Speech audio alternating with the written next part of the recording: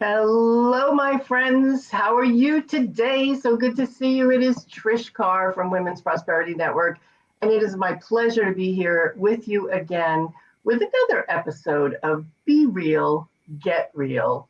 And we at Women's Prosperity Network know that when you are real, the person that you are, and don't we all want to be authentically ourselves, that we are always at our best when we are being real and getting real. And I'm so excited to have with me today someone that you're going to get to know because it's the whole story of this show is that we do business with people. You know, you think you do business with small business or you do business with Amazon or you do business with Macy's, but it's really people that we're doing business with, even at my local grocery chain, which, you know, is a big national chain. It's those people that I see every day that make me want to come back. It's those people that pack my groceries and the person who takes the food through the checkout. Those are the people I know and I see every day. I don't think of it as doing business with big business. It's business with people. And today I'm excited to have with me Alisa LaPolt. And Alisa is amazing. Wait till you hear her story about how she went from where she was to where she is today and breaking through many things that stopped her, which happens to many of us. You know, she has been a hard-hitting journalist and a lobbyist who's tackled tough issues and waged war against power structures in government and politics. This is my kind of girl right here, don't you know? Right? And right now, what she does is she helps impact-driven change makers use their skills and expertise to reinvent themselves personally and professionally so that they can have a more satisfying and fulfilling career and a more satisfying, fulfilling life. So welcome, Alisa LaPolt. I'm so happy to have you with me today. It's great to be here. Thank you for the invitation. And hi, everybody who's watching. Oh, it's my pleasure. It's my pleasure to have you here. And, you know, I know you've been through it. Like, so when we met, you were in Tallahassee, and now you're living in Nashville and Music City, USA. And you had quite the journey along the way. And I didn't know that you were originally from East Tennessee. I was just asking about that today. I thought, oh, she might be a Florida girl. And how'd she end up in Nashville? And what you said was that some of the struggles that you had to deal with actually brought you back to Tennessee. So tell me a little bit about what happened that got you there. Sure. So my story starts in Tallahassee, where at this particular time I was a lobbyist in front of the Florida legislature. And I had been a newspaper reporter for 15 years and then a lobbyist. And my whole theme in my career was seeking the truth, telling the truth, giving a voice to the people who had no power and taking on the people who were in charge, the authority figures. And in this particular case, it was my birthday, 2013, and I was testifying on a very controversial bill in front of a legislative committee full of conservative men. And it was a women's rights issue and didn't do the greatest job, I'll admit it. And the opposition got a hold of my video testimony, spread it all across the internet, the media. It was a media frenzy. They said things that I didn't say. Lies were told about me. And before my eyes, I was watching my entire career crumble in front of me. Oh my gosh. Yeah. And I got death threats. Other lobbyists were going after my clients and telling them she's done at the Florida Capitol. You just need to ditch her and give the contract to me. So, you know, you hear about this happening to high-level politicians. Mm-hmm. I mean, I will never forget after the Democratic primary several years ago, and now I'm not going to remember his name, of course, but the person who won the primary, like in New Hampshire, he was screaming, we won, and they took that film and they sent it out, and he couldn't win another race because he came across like a crazy person. Right. And all he was doing was celebrating his win. Right. So you were taken out of context. People were sharing small bits about what you said and how you said it so that they could totally discredit you. And Right. that's what goes on. I mean, and here's Alisa, who's a person. She's not the president. She's not the congressperson. And they just destroyed your career. That I can't imagine what that was like for you. Well, they tried to. And exactly. They didn't win. they did not. But what also made it difficult was literally the same week I was going through a divorce. I filed for divorce. My husband at the time and I worked together. So in one day, as these news reports were on the Hannity show and O'Reilly Factor, and they were talking about me, I was sitting in a courthouse, in a courtroom, getting my divorce and finalizing the divorce. And then I got on the telephone and I called my attorney and I said, how do I make this stop? They're lying about me. And he's like, there's nothing you can do. And this was before the era of fake news. Okay. So, well, that was before the era of what it was labeled, but it was right. Always, right. But well said. Let me repeat that. You called your attorney and said, how do I make this stop? And your attorney said, I'm sorry, you can't. People can trash your reputation, trash everything you've built, and there's nothing you can do. I mean, just think about that for a moment, everybody. Just think about that.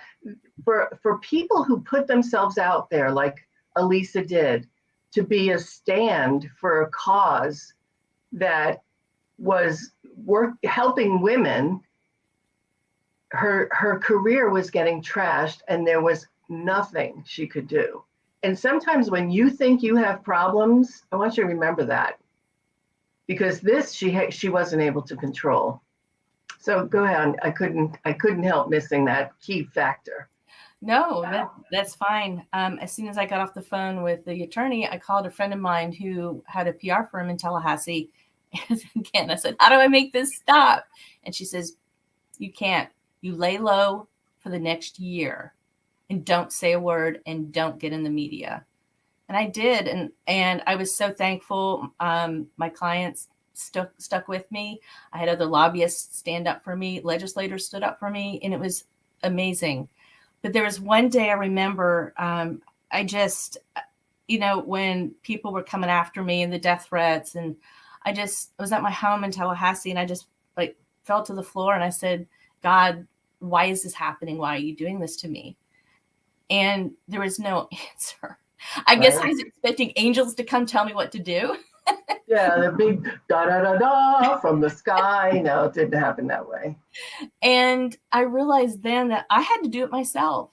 I had to find the resilience and the strength within me to strategize myself through this. And along the way, I did realize that God was with me, and my faith has certainly gotten stronger during this time and in the other things that ensued over the next 10 years. Other things that ensued over that you thought, oh, I'm finished. I laid low for a year. I did what they told me. I also want to mention that because of who you are, because of your reputation, you did have supporters come out and do what they could on your behalf.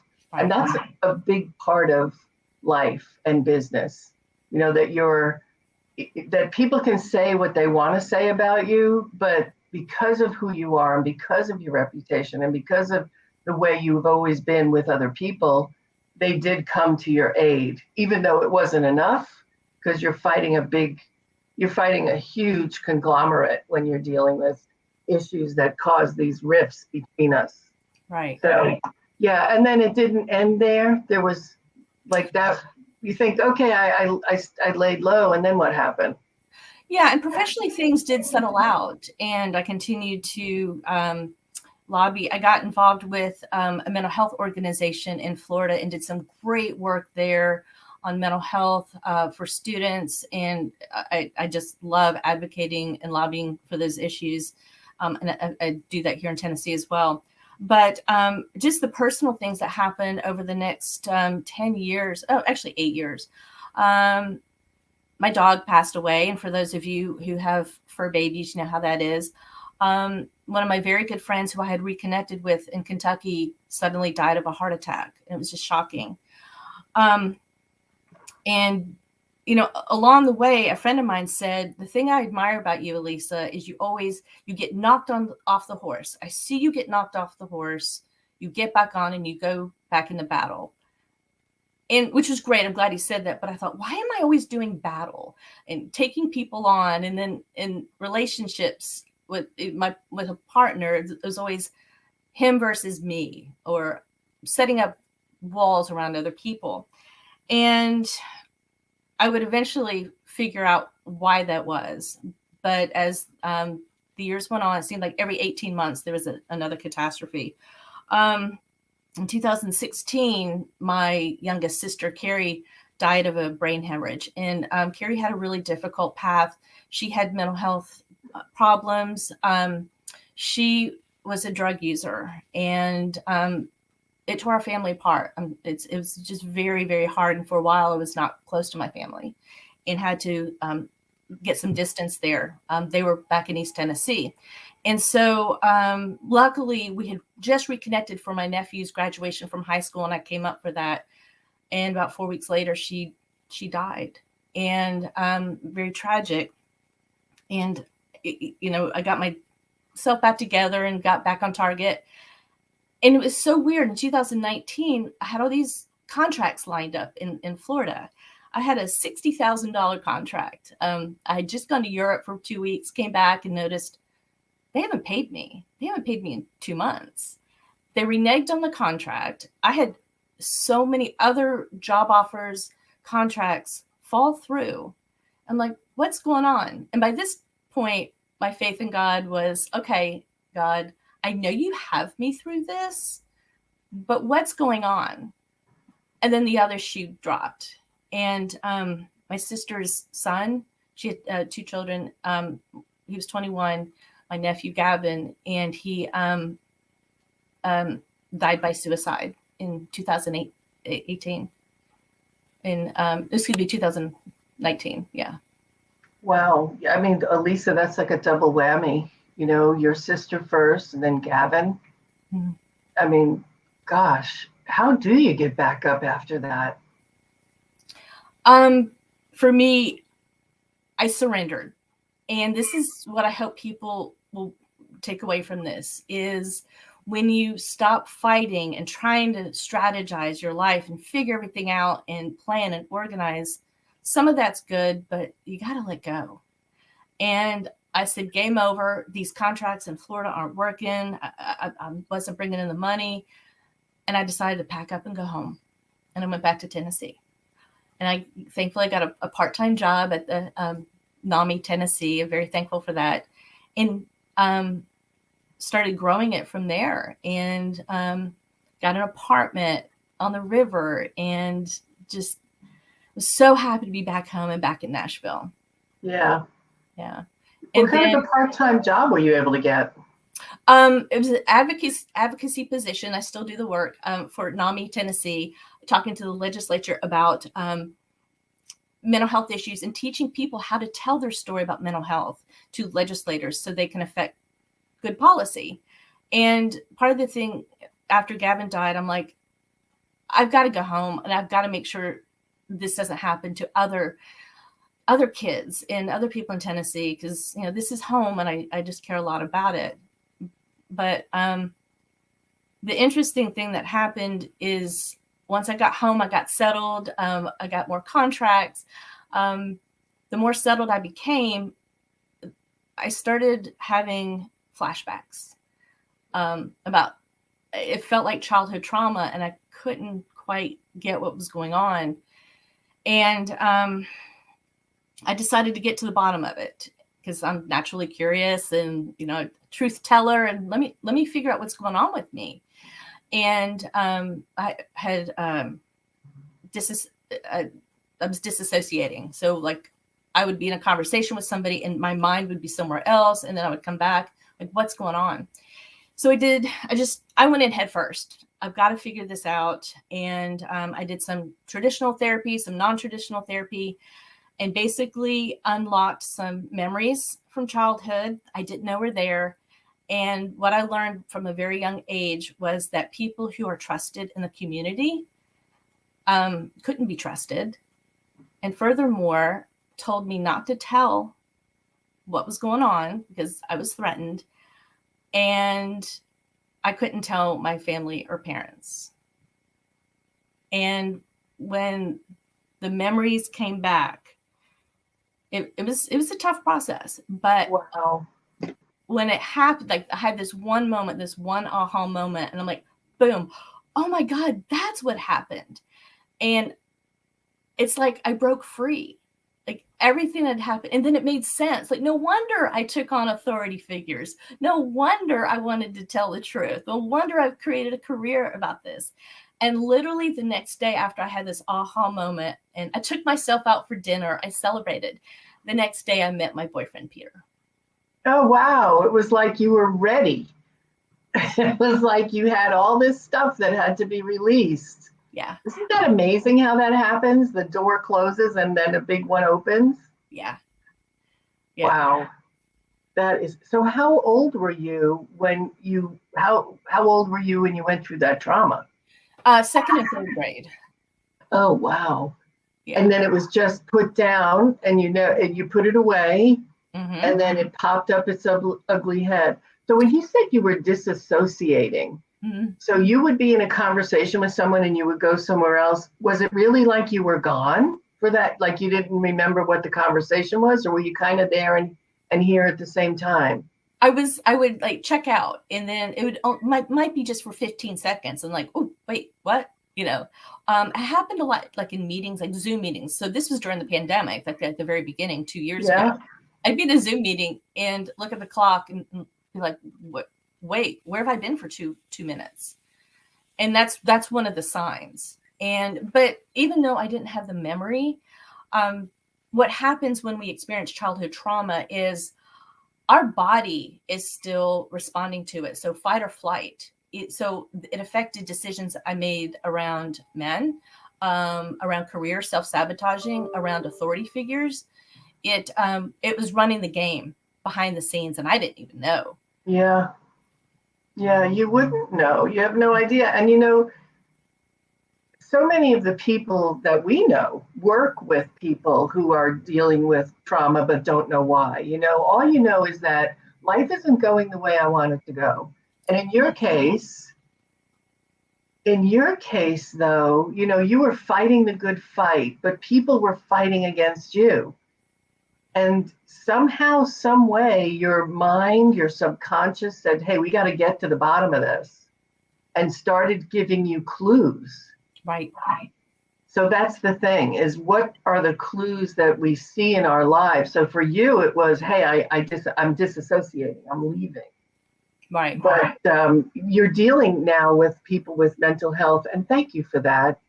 Really, thank you for that. There are, I think none of us really talk about it a lot, but almost every person I know has been touched by someone with a mental health issue. Right. Whether it's them or their sister or their son.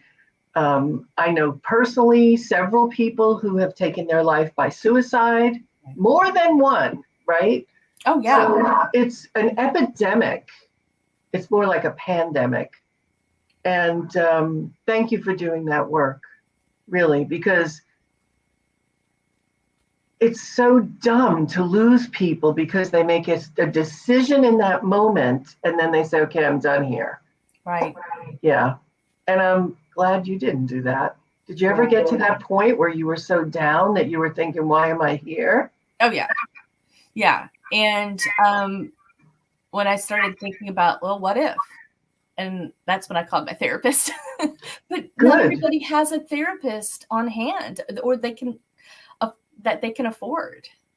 And that's what helped me. And there's still this ridiculous stigma about asking for help. Right. And as much as, celebrities talk about it, people like you are talking about it to regular people, there's still that, oh, I don't need help, I can do this. Or if I ask for help, everybody's going to know. Mm-hmm.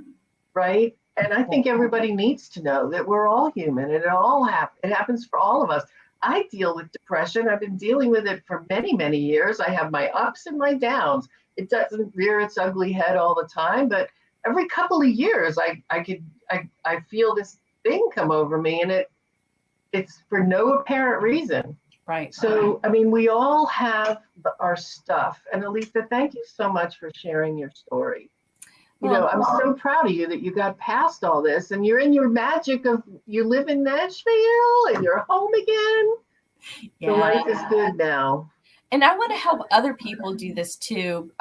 That's why I wanted to become a coach. In addition to I still do communications and advocacy work for clients, but I really want to help people find out what their story is and get beyond their trauma or whatever obstacles they're having.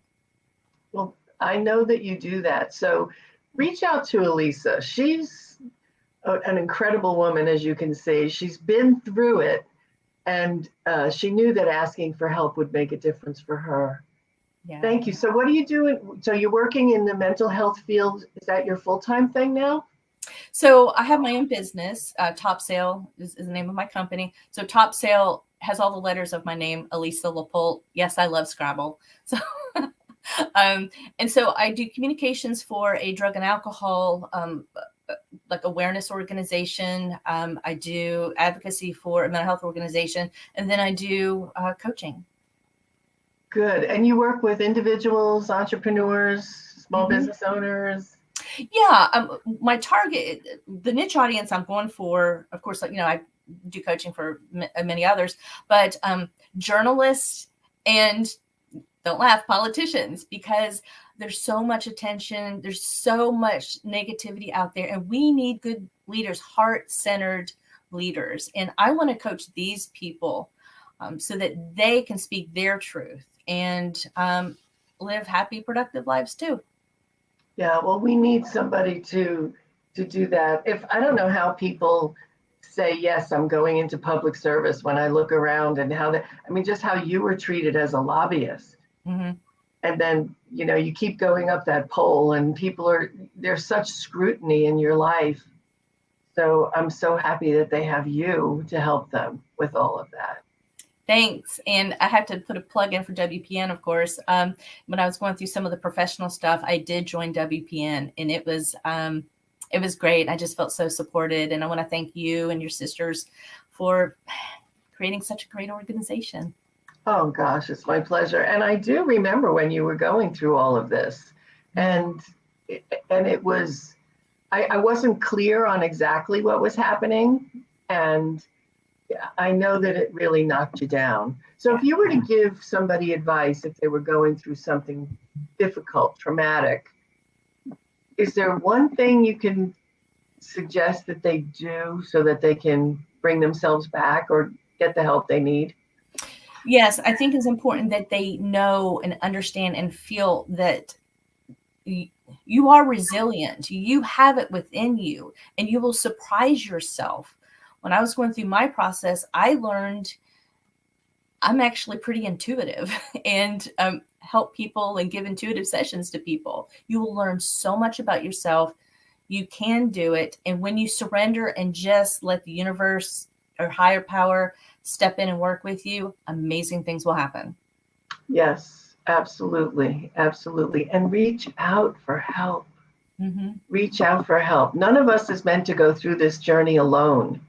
Right. And that's one of the beautiful things about Women's Prosperity Network, if I give myself a plug here, is because there's no reason for any of us to be alone. Not only do we get business and bring in clients, and the business is obviously what we're here for, the relationships that we make and the friendships that we make sure that none of us is ever alone.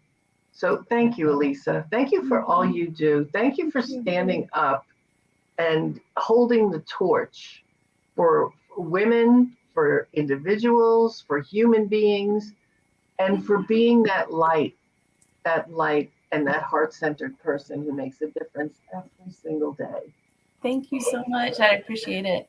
Yes, I appreciate you. And I thank you all for being with us today on this Be Real, Get Real podcast. I make sure you reach out to Alisa. I gave you her email address. Find out more about what she's doing with mental health, how she's doing with coaching people, and how she might be able to make a difference for you. So thank you everyone for being with us. We'll see you again the next time on another episode of Be Real, Get Real. Have a great day, everybody. Thanks again, Alisa. Thank you. Bye. My pleasure.